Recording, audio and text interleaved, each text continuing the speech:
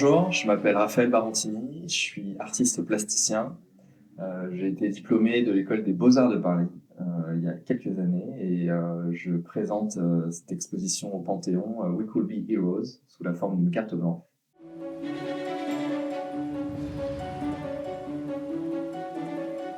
L'idée de cette exposition, c'était de traiter de ce travail mémoriel qu'on a à faire globalement, collectivement, sur la question de l'esclavage et son abolition. Moi, je me place comme artiste, avant tout, comme peintre. Donc, c'est vrai que moi, j'interviens dans le domaine des imaginaires, de la représentation.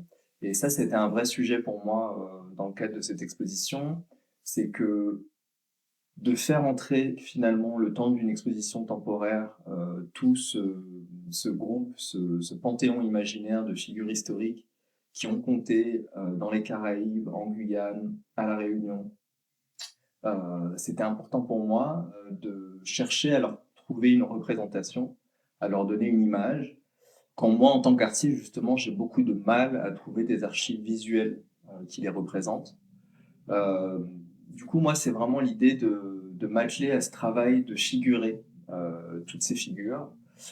Et forcément, dans le cadre d'un monument comme le Panthéon, il y a la question de l'architecture, de la monumentalité du bâtiment qui s'est posée. Donc, une partie de ma proposition est notamment des grandes pièces textiles monumentales. Et aussi, du coup, ce travail autour du portrait dans des peintures bannières qui ont été activées lors d'une performance le soir du vernissage pour amener toutes ces figures historiques, cette cosmogonie de héros et héroïnes qui ont contribué à la fin de l'esclavage au sein du Panthéon avec un mas de carnaval antillais, le mas Choucage, qui est intervenu le soir de la performance.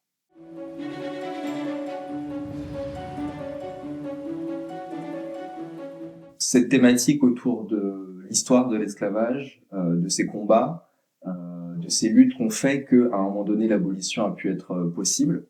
Euh, je pense aujourd'hui qu'il est toujours d'actualité, d'une part parce que on s'aperçoit que globalement c'est une histoire qui est quand même très méconnue dans l'Hexagone ici, et que justement les personnages historiques que je portraiture dans cette expo, elles sont connues dans les territoires concernés, dans les Outre-mer, mais que dans l'Hexagone, il y a un énorme travail qui est à faire.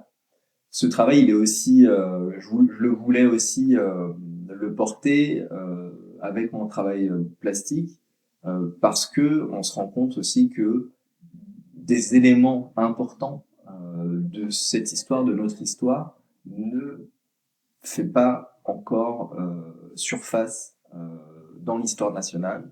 Et du coup, mon idée était vraiment de corriger aussi, de compléter une histoire qu'il faut encore, à qui il faut en tout cas donner encore une place, une image et un imaginaire.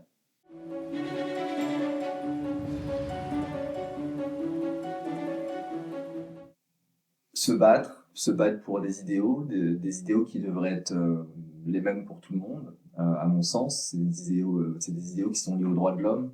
Moi, j'ai toujours été euh, choqué par les injustices.